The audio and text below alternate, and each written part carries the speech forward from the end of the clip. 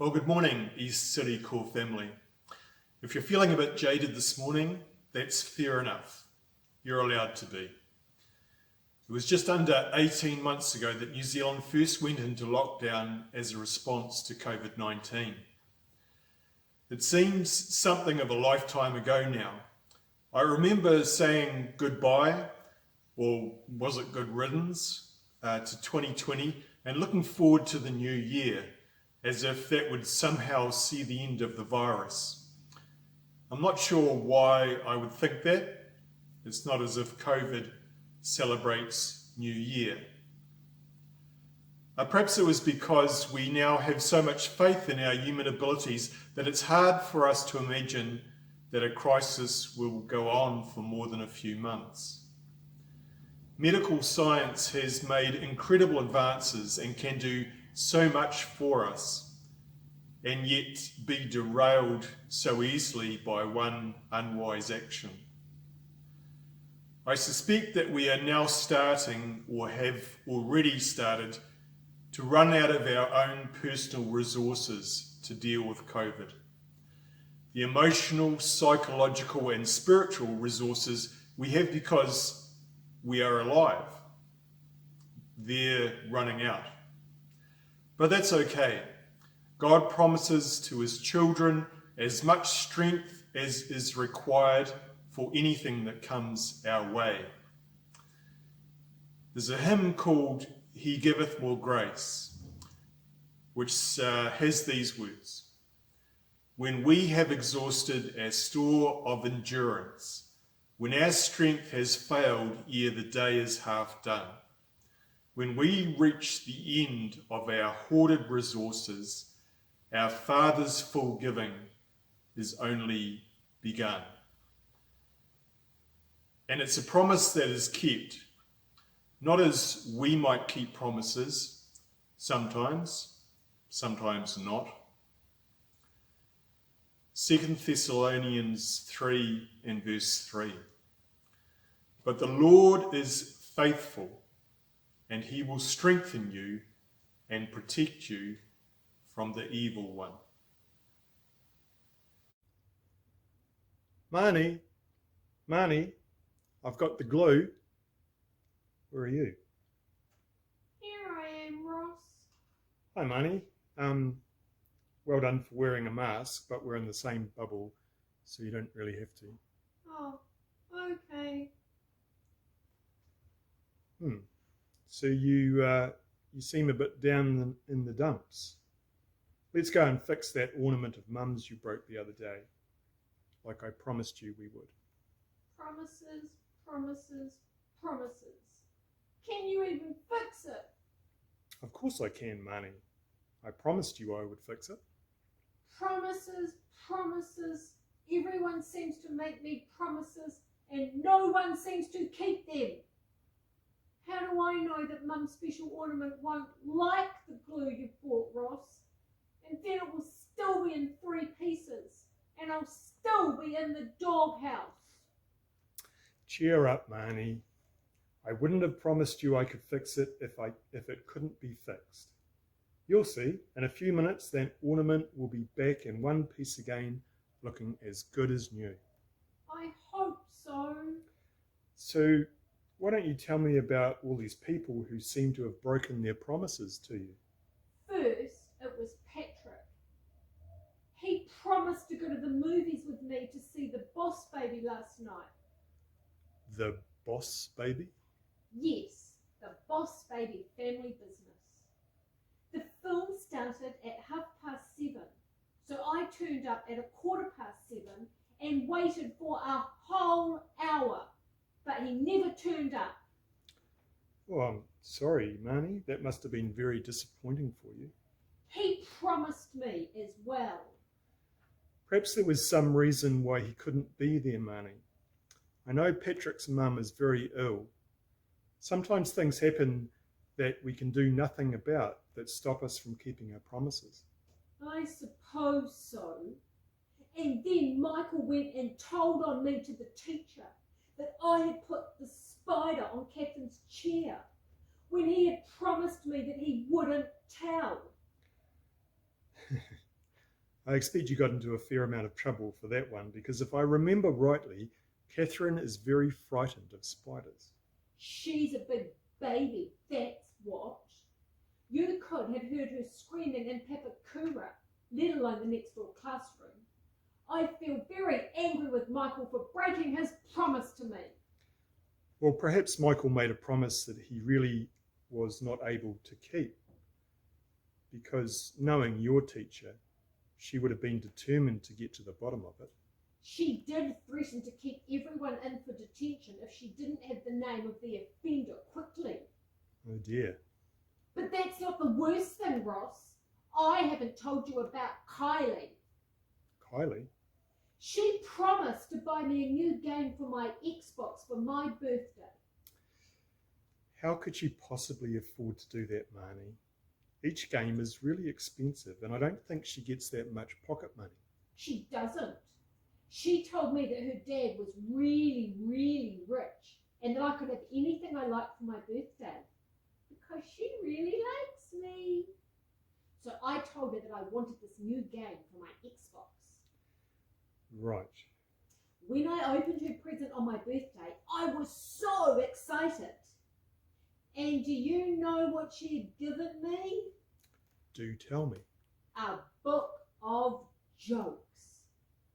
As if I need a book of jokes. Promises, promises.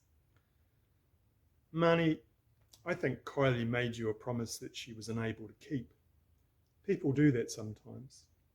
I seem to remember someone promising that they would never ever use the hairdryer again to dry the cat. But then, because they liked playing practical jokes, they didn't keep their promise. All right, Ross. So I break my promises too. I've just found it rather hard when other people break theirs. Yes, it is, Marnie. So it's just as well that I have managed to buy the right glue to fix Mum's ornament, isn't it? Yes, it is. Thanks, Ross. I know I can always rely on you to keep your promises. You're kind to me. But before we do the ornament, I'd better ring Mum. I expected her bus an hour ago and she hasn't rung. Oh dear. What is it, Marnie? I think I've broken a promise. Mum actually rang ages ago and asked me to tell you that her bus had arrived so you could collect her from the station.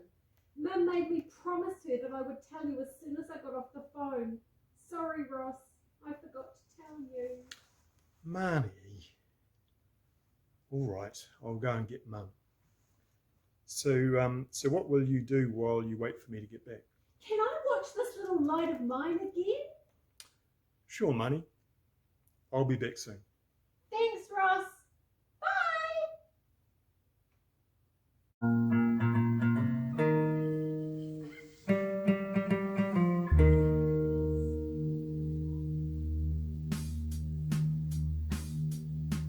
This little light of mine, I'm gonna let it shine. This little light of mine, I'm gonna let it shine. This little light of mine, I'm gonna let it shine. Let it shine, let it shine, let it shine. All around the neighborhood, I'm gonna let it shine. All around the neighborhood, I'm gonna let it shine. All around the neighborhood, I'm gonna let it shine. Let it shine, let it shine, let it shine. Hide it under a pocket note, I'm gonna let it shine. Gonna let it shine. Hide it under a pocket note, I'm gonna let it shine. Hide it under a pocket note, I'm gonna let it shine. Let it shine, let it shine, let it shine. Don't let anyone blow it out, I'm gonna let it shine.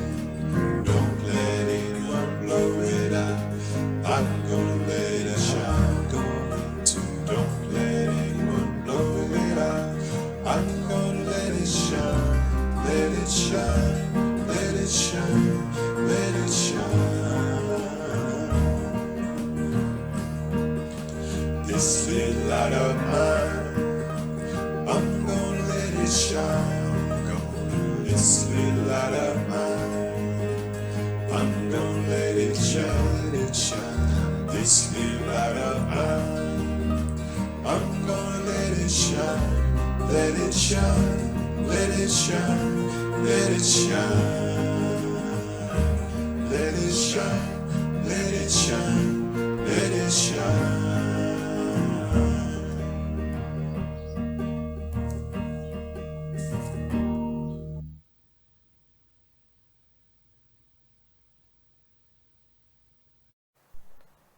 A prayer. Heavenly Father, thank you for this time this morning. Thank you that we can still meet together through this online service. Even though this lockdown is keeping us apart, we are still united in Christ. We look forward to the day when we can return to church and meet face to face with each other. And we look forward even further to the day of your return, Lord Jesus, when we can be with you face to face. Father, God, as we continue to endure this lockdown season and wait for these days to come, we ask for your help to overcome our weaknesses and temptations. Help us to throw off everything that hinders and the sin that so easily entangles. Father, help us to run with perseverance the race marked out for us. May we be filled with hope and the Holy Spirit as we keep our eyes fixed on Jesus, the pioneer and perfecter of faith. In Jesus' name we pray. Amen.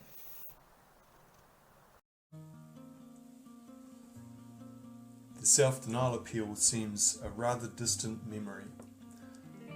We watched the videos of the Salvation Army's great work in Brazil, in India, in Ukraine and South Africa, and then we went into lockdown. So we've held off having the altar service where self-denial gifts can be made, in the hope that we would be back together again on Sundays before now, but that was not to be. So we would like to provide a space in next week's online service where we can prayerfully and worshipfully bring our self-denial donations. Thank you to those who have already donated. There are two options for making donations in level 3. The first is by credit card via this link. This donation will go straight to THQ and be credited to the core total. The second option is by internet banking into the core account, and if you are doing that, please include self-denial in the reference. You can, of course, make your donation prior to next Sunday, but there will be a part in that online service dedicated to the appeal. May God bless you as you consider your gift.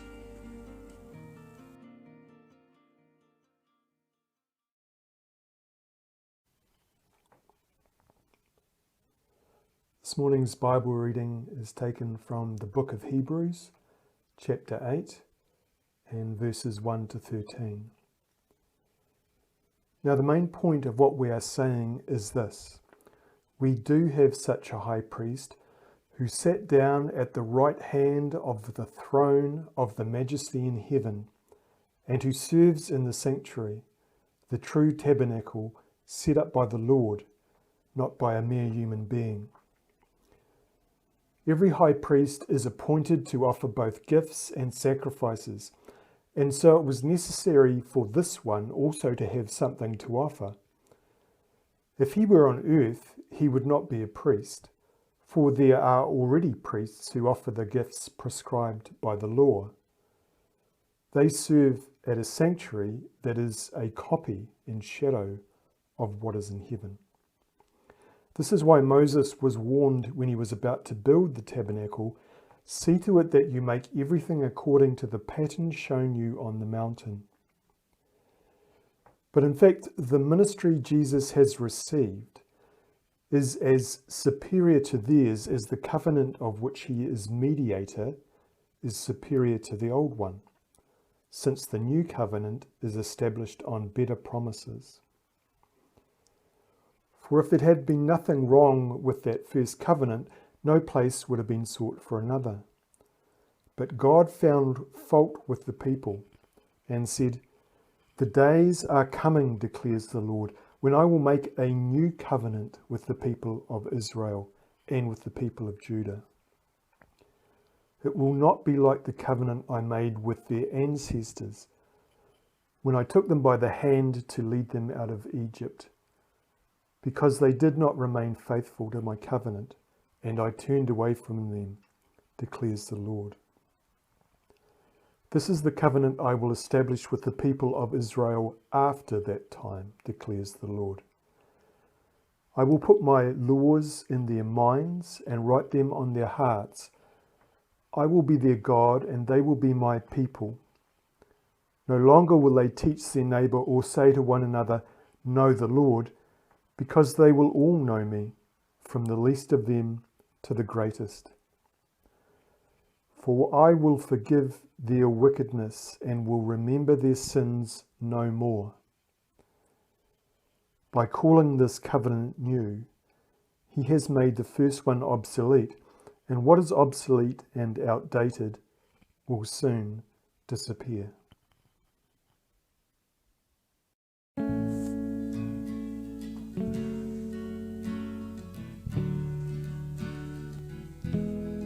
Blessed assurance,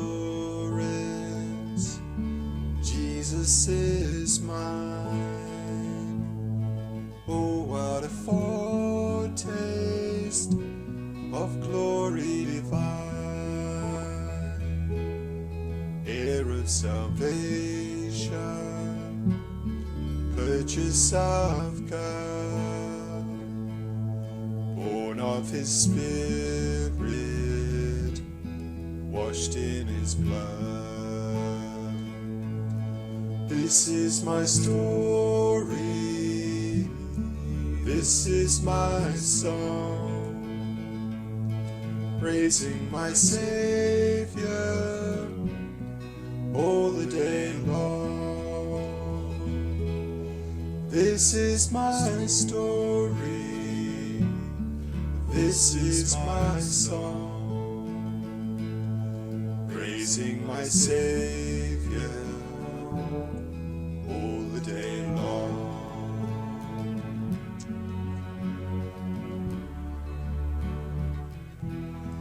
Perfect submission, perfect delight, visions of rapture now burst on my sight. Angels descending, bring from above echoes of mercy, whispers of love. This is my story, this is my song, praising my Savior all the day long.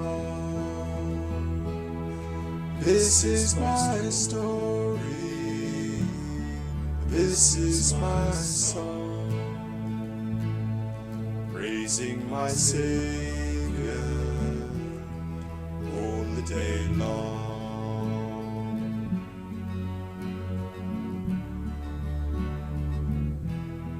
Perfect submission, all is at rest.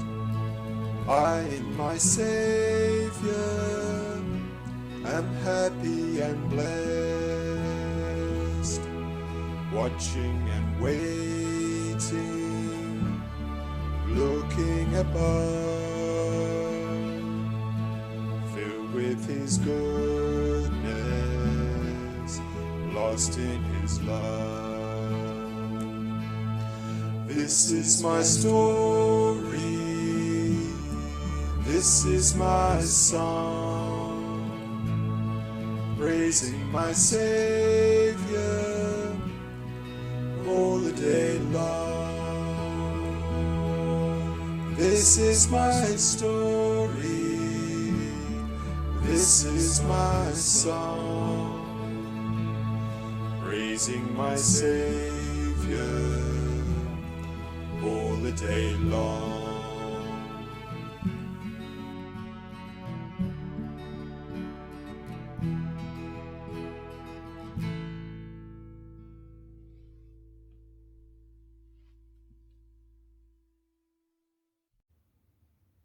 Last week I was complimented by a few of you for my choice of attire. And while it was comfortable, the main reason I wore it was as a visual reminder to look after ourselves, physically, emotionally, and spiritually. I know it's so difficult at the moment. We were looking forward to events and seeing people and travelling, and yet here we are confined to level 3 lockdowns. Our plans have been derailed. Last month, Ross was meant to be the marriage celebrant for a sister, but her wedding has had to be postponed until next year. Ross's sister and her fiancé would have exchanged promises that they have written. Promises. We make a lot of promises in our lifetime, don't we? Some small, some significant. We make them at home, at work, to our friends, and even to ourselves. Sometimes we keep our promises. Sometimes we break our promises. This could be due to events beyond our control, like the COVID restrictions. Maybe you promised the children something special for the holiday time, which you can no longer deliver. Or we might break our promises for selfish reasons. Sometimes other people break the promises that they have made to us. Sometimes we wish we hadn't made that promise. Sometimes we wish we had. We make promises when we want other people to know they can trust what we are saying. But when we enter into an agreement with another party, it is wise to know the character of the other person or persons. The Bible is filled with God's promises to us, and they cover all kinds of circumstances. In the first books of the Bible, God is found reassuring his people through his promises. He called them covenants. In the book of Genesis, we read of the covenant God made with Abram, promising that through his faithfulness, all nations of the earth would be blessed. It was a long-term promise that revealed the eternal nature and purposes of God. Most of all, God wanted his people to be sure of his love, so later he gave it a special emphasis. We read in Deuteronomy 7, 8 and 9, it was because the Lord loved you. Know therefore that the Lord your God is God. He is the faithful God, keeping his covenant of love to 1,000 generations of those who love him and keep his commands. The people of Israel repeatedly broke the covenant that God had entered into them, but God never gave up on them. Our reading from Hebrews chapter 8 is all about a new covenant in which God makes many I will promises. In Hebrews 8:10, God says, I will make a new covenant. God took the initiative that only he could take. It was a covenant of his design. The new covenant is superior to the old covenant. The new covenant is based on God's actions in Christ. It is established on better promises, promises involving more revelation of Jesus. God says, I will put my laws in their minds. Instead of looking at laws written in stone, as in the old covenant, God's people would have his promise imprinted in their minds. God says, I will write them on their hearts. God's laws are placed in the hearts and minds of people, not on tablets of stone. Laws written in stone that are beyond a person's ability to obey produce only frustration. Truth, written in the mind and engraved on the heart, promised insight into what God was saying and requiring, but it also guaranteed that God's people would be able to respond in trusting obedience. The statement, "I will be their God," was not a new promise, but it needed to be repeated.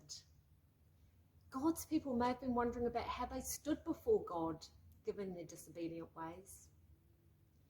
J. Sachs is a rabbi and a writer, and I'm going to quote from him. Please don't be offended if you're a male. He writes, "The behaviour of people disappoints and sometimes appalls God, yet he never gives up. He tries with Adam, Noah, Abraham, Isaac, Jacob, Moses, Joshua, a string of judges and kings. He tries with women also, and here succeeds much better. They are more faithful, less violent, less obsessed with power. But he refuses to give up on men.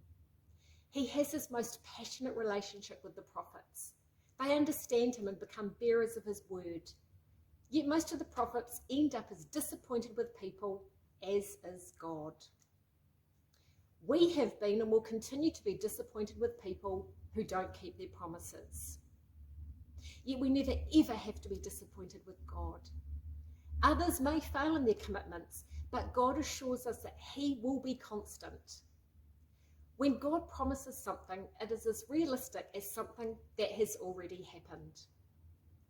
Listen to this amazing promise in Hebrews 8:12. God says, "I will forgive their wickedness and will remember their sin no more." As humans, we can promise to forgive, but we cannot promise to forget. God promises both. An all-knowing God is able to forget our sins and show love and forgiveness. God always keeps his covenants with us. Are we keeping the promises we have made to him? Have we made promises to follow Jesus, to serve him, to keep our soldier's covenant? Promises made in times of intense trial sometimes fade from the memory once the difficulty is over. We might pray, "God, if you help me find a job, I will never touch a drop of alcohol again." Or, "If you get me out of this financial difficulty, I will start tithing." Or, "God, if you take away my pain, I will go back to church." Or, "If you will just get this plane down safely, I'll devote the rest of my life to being a missionary." The problem with promises like these is that they are not often born of conviction. They tend to be more matters of convenience. And once the danger is over, we can rationalise our promise away. When have you not kept your promises? Have you ignored a promise that you made to God? Have you walked away from a promise that you've made to somebody? What difference has making promises made to your life? What specific promise has God made to you that it can encourage you at this time? I want to finish with a verse from our Salvation Army songbook. "Hope will give us courage in the darkest night. Faith and love will make the heavy burden light. Let us then be cheerful and our hearts are sure that the gracious promises of God are sure. All the promises of God are sure. Through the ages shall their truth endure. Hallelujah! To the heart that's pure, all the gracious promises of God are sure."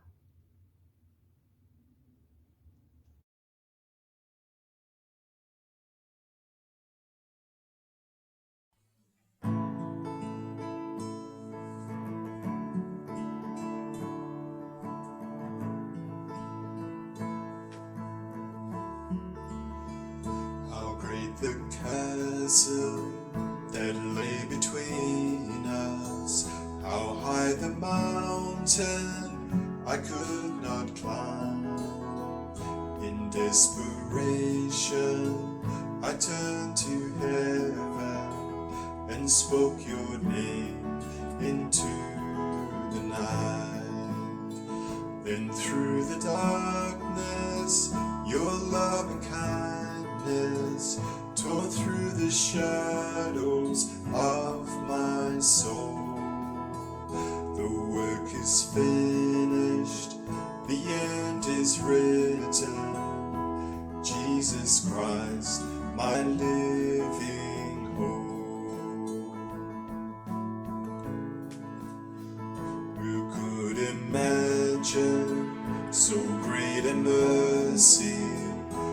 heart could fathom such boundless grace. The God of ages stepped down from glory to wear my sin and bear my shame. The cross has spoken, I am forgiven. The King of Kings calls me his own. Beautiful Savior, I'm yours forever. Jesus Christ, my living hope. Hallelujah, praise the one who set me free. Hallelujah, death has lost its grip on me. You have broken every chain. There's salvation in your name, Jesus Christ, my living hope. Then came the morning that sealed the promise. Your buried body began to breathe. Out of the silence, the roaring lion declared the grave has no claim on me. Then came the morning that sealed the promise. Your buried body began to breathe. Out of the silence, the roaring lion declared the grave has no claim on me. Hallelujah, praise the one who set me free. Hallelujah,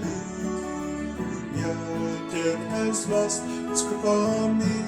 You have broken every chain. There's salvation in your name, Jesus Christ, my living hope. Jesus Christ, my living hope. Jesus Christ, my living hope.